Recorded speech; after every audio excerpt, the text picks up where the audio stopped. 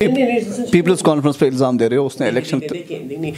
देखिए peoples conference एक political party है, एक ज़िले तक महदूद है। उन्होंने दोस्त दबाव करके लाए थे, तो वो भी तो आस्ता आस्ता करके फयाज साहब की बात कर रहे हो। फयाज साहब भी हैं, बाकी लोग भी हैं, एक ही तो फयाज साहब में नहीं है ना। अगर आप देख लीजिए ना उनके कितने। अस्सलाम वालेकुम, मैं हूं तौसीफ हमदानी, विंग्स टीवी से बराह रास्त आपसे मुखातिब हूं। मेरे साथ इस वक्त पीडीपी के स्पोक्स पर्सन सईद ताहिर साहब हैं। क्योंकि जो पिछले एक हफ़्ते में सियासी हलचल हुई है पूरी रियासत में, जिसमें उमर अब्दुल्ला साहब आए थे कुफारा और उन्होंने भी अपना बयान दर्ज करवाया यहाँ पे इंडियन अलायंस के बारे में। इसी सिलसिले में हम अपने सईद साहब से बात करेंगे। सईद साहब आपका बहुत बहुत शुक्रिया। सईद साहब, उमर अब्दुल्ला के उस बयान को आप कैसे आंकते हो? उन्होंने इंडियन अलायंस पे बहुत बड़ा एक ना इल्ज़ाम छोड़ के चले गए कि वहाँ तनाव पैदा हुआ है। अब आपका क्या मौक़िफ़, क्योंकि आप हिस्सेदार हो उस अलायंस के?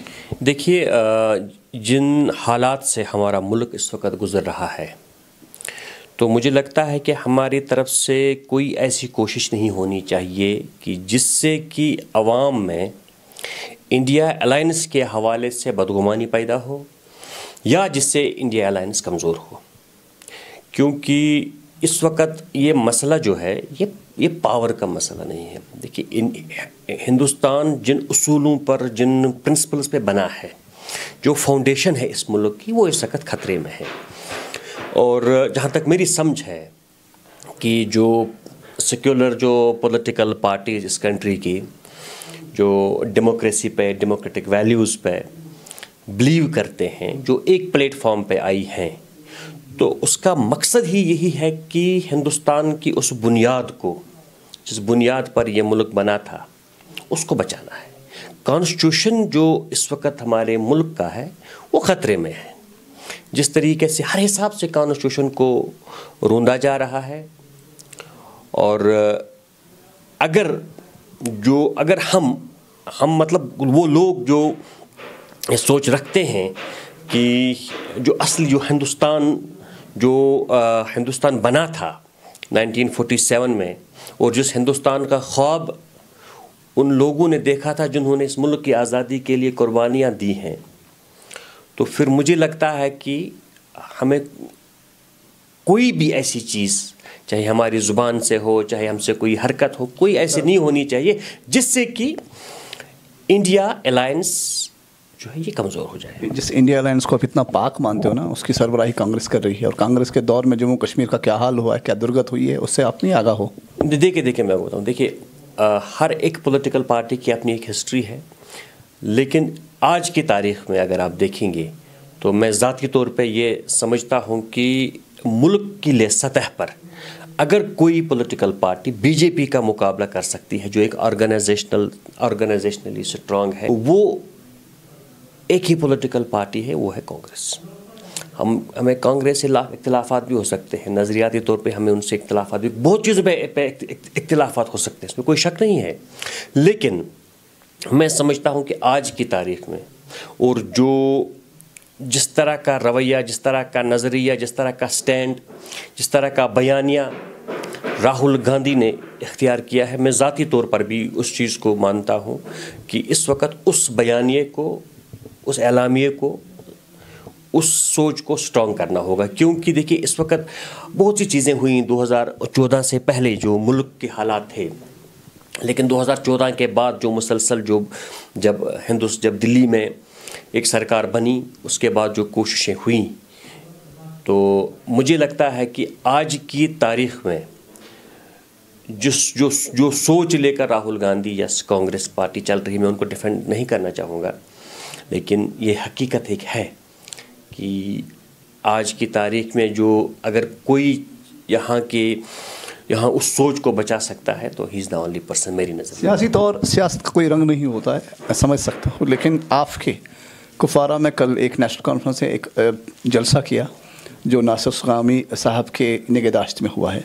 पीडीपी कब अपना जलसा कर रही है कुफारा में? क्योंकि पीडीपी कैडर, ऐसा लगता है, महसूस होता है कि पीडीपी कैडर ना बिखरा हुआ है कुफारा में। नहीं, बिल्कुल भी नहीं, बिल्कुल भी नहीं। आप देखेंगे हमारी तंजीमी जो है रीऑर्गेनाइजेशन का काम आज की तारीख़ में कुफारा में बड़े ज़ोरों शोरों पर चल रहा है।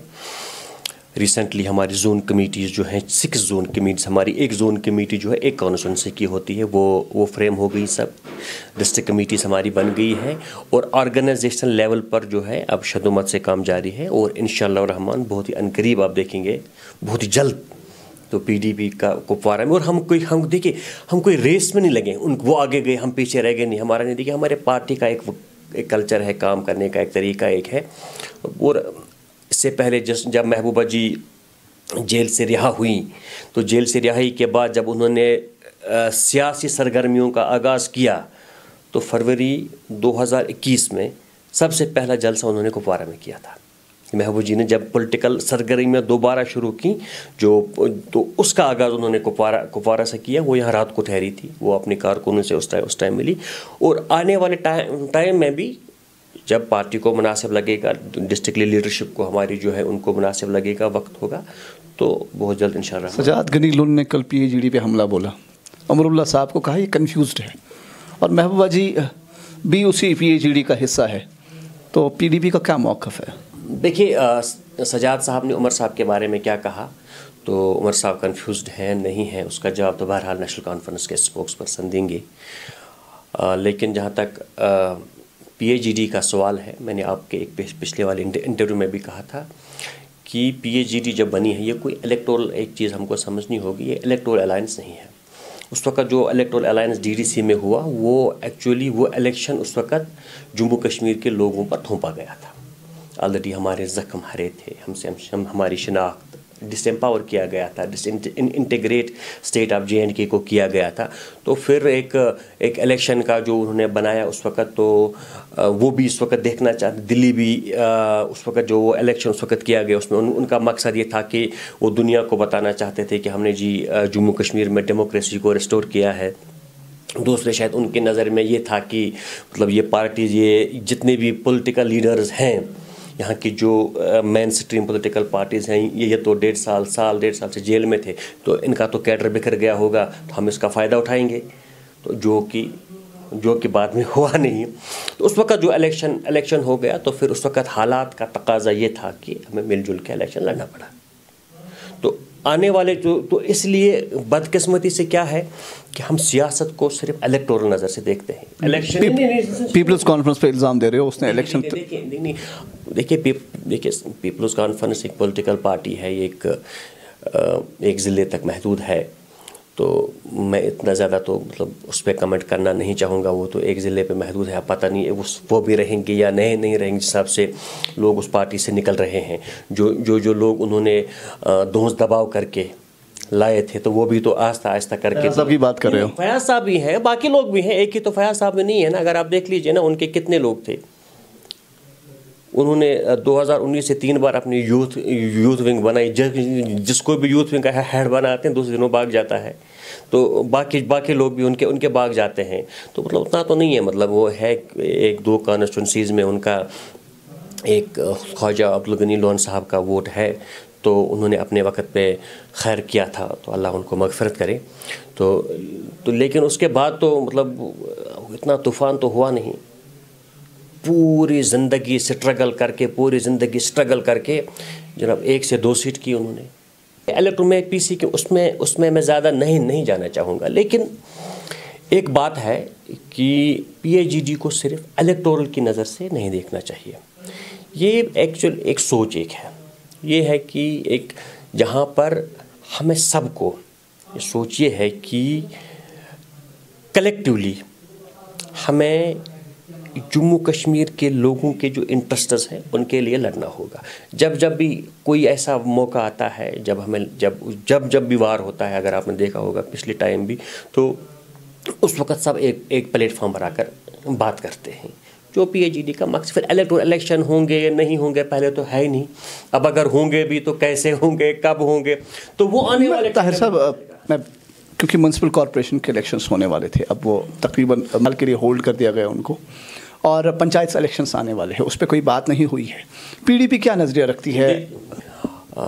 इलेक्शंस का जहाँ तक ताल्लुक़ है, यहाँ जो इलेक्शंस जो ये कहते हैं कि इसकी ज़िम्मेदारी तो इलेक्शन कमीशन पर है, या ये जो म्यूनिसिपल के इलेक्शन हैं या पंचायत के इलेक्शन की ज़िम्मेदारी तो J&K स्टेट इलेक्शन कमीशन पर है, लेकिन कोई भी कमीशन जो है वो इंडिपेंडेंटली काम नहीं कर रहा है। बीजेपी को आज की तारीख में अच्छी तरह मालूम है कि कश्मीर रीजन में तो उनका कहीं नामो निशान नहीं है, जम्मू में वो हार रहे हैं, तो इसलिए उस चीज़ को बचाने के लिए, क्योंकि बीजेपी शायद अफोर्ड नहीं कर सकती है कि पार्लियामेंट इलेक्शन से पहले वो जम्मू हार जाए, उसका उनको शायद नॉर्थ इंडिया पे उसका उनको असर पड़ेगा। और क्योंकि पिछले 2-3 साल से जो उन्होंने जम्मू कश्मीर में जो अपना एक बयानिया बनाया है कि हमने जो डेवलपमेंट की है सब चंगा सी, तो फिर जब वो यहाँ से हार जाएंगे तो फिर इसका असर ऑलरेडी उनको जम्मू की 2 सीट्स पर तो पड़ेगा ही पड़ेगा, लेकिन उसके बाहर भी जो असर पड़ेगा नॉर्थ इंडिया में, तो उस चीज़ को बचाने के लिए पहले इन्होंने शायद इस चीज़ पर भी गौर खोज किया था कि हम शायद ये नॉन पार्टी बेसिस पे करेंगे, तो शायद अब कोई दिक्कत आई होगी। तो इसलिए बुनियादी वजह जो है, ये जो इन्होंने म्यूनिसिपल के इलेक्शंस जो हैं, अगर ये तो पूरी दिखाते हैं, जब दुनिया में दिखाते हैं, हमने जी वहाँ पे किसी मेयर को बनाया है, मेयर को सामने रखते हैं, यहाँ पर जम्मू में फिर दिखाते हैं जी इलेक्टेड है। तो आज की तारीख में जब उनका टेन्योर ख़त्म हो गया, तो आईनी तौर पर तो ज़रूरी था कि उनका टेन्योर ख़त्म होने से पहले आपको वहाँ चुनाव करवाने थे, और उनका टेन्योर ख़त्म होने से पहले वहाँ पर नया मेयर आना चाहिए था, या नया म्यूनिसिपल कमेटी या काउंसिल का चेयरमैन प्रेसिडेंट आना चाहिए था। लेकिन इनको अपने खदशात हैं, जो खदशात इनको जिस तरीके से उन्होंने ये मुसलसल 2018 से इलेक्शन टाल रहे हैं, 2018 में सरकार जाने के बाद और असम्बली के तहलील होने के बाद, अगर इन्होंने जम्मू कश्मीर में पार्लियामेंट इलेक्शन करवाए, उस वक्त आपने असम्बली इलेक्शन क्यों नहीं करवाए? आपने पंचायत इलेक्शन करवाए, आपने उस वक्त आपने म्यूनिसिपल इलेक्शन करवाए, आपने असम्बली क्यों नहीं करवाए? अब असम्बली तो जाने दीजिए, अब रीज़न मैंने वही कहा ना, रीज़न क्या था बेसिकली। देखिए, बीजेपी को अच्छी तरह से मालूम है कि जम्मू कश्मीर पर हम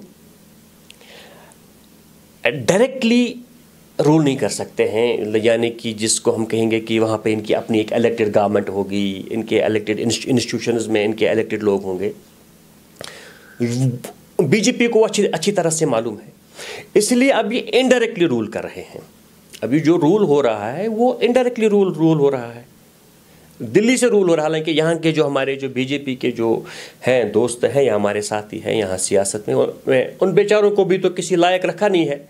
अब वो बेचारे वो अपना वो कि अवाम में अपनी वो रेपुटेशन रखने के लिए वो बाहर निकलते हैं, वो कॉलर ऊंचा रखते हैं। हमें मालूम है कि यहाँ के जो लोकल बीजेपी वाले उनकी भी क्या हाल, कि सब पूरा दिल्ली से चलता है, कंट्रोल इज़ देयर। तो गर्ज एक्चुअल में यही है कि यहाँ पर लोगों के जो पावर जो है ये मुंतकिल यहाँ के लोगों में ना हो।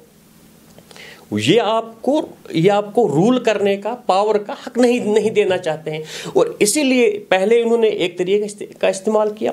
अब इस इंस्टीट्यूशन में जब इनको लगा कि अब यहाँ पर भी हमारे लोग नहीं आएंगे, तो अब इन्होंने ये जो दूसरी चीज़ शुरू की है यहाँ पे कि हम यहाँ इलेक्शन नहीं होने देंगे। इसीलिए अब ये कभी सिक्योरिटी का बहाना, कभी दूसरा बहाना, जिस तरह से असेंबली का बहाने बनाए, कभी डिलिमिटेशन का, कभी किसी चीज़ का, कभी किसी चीज़ का, कभी सिक्योरिटी का। तो अब इसलिए जो हमें लगता है, हालांकि ऑफिशियली तो नहीं कहा, लेकिन इलेक्शन होने चाहिए थे, मेयर का टेन्योर ख़त्म हुआ, तो आज की तारीख में जो है नया मेयर श्रीनगर म्यूनिसिपल कॉरपोरेशन और जम्मू म्यूनिसिपल कॉरपोरेशन, यहाँ प्रेसिडेंट म्यूनिसिपल काउंसिल कमेटीज़ में होने चाहिए थे। एक्चुअल में यह है कि बीजेपी जो है अपना, उनको खदशा है, चुनाव हारने का खदशा है, कुल ये है कि इसलिए वो इलेक्शन यहाँ पर नहीं होने देना चाहते हैं, और वो डायरेक्ट दिल्ली से अपना रूल करना चाहते हैं। सईद साहब, आपने अपना कीमती समय दिया, इस तमाम वक्त के लिए आपका बहुत बहुत शुक्रिया। Thank you. ये थे पीडीपी के स्पोक्स पर्सन सईद साहब, जिन्होंने बिल्कुल मुख्तसर अंदाज में उन तमाम चीज़ों पर रोशनी डाली जो इस वक्त जम्मू कश्मीर के अवाम में चल रहा है कि यहाँ इलेक्शंस क्यों नहीं हो रहे, क्या PAGD अपना काम कर रहा है, या इंडियन अलायंस में इनका जो हिस्सेदारी है, भागीदारी है, जिम्मेदारी है, उसको PDP कैसे निभा रहा है। मुझे इजाज़त दीजिए, आप बने रहिए विंग्स TV के साथ। आपका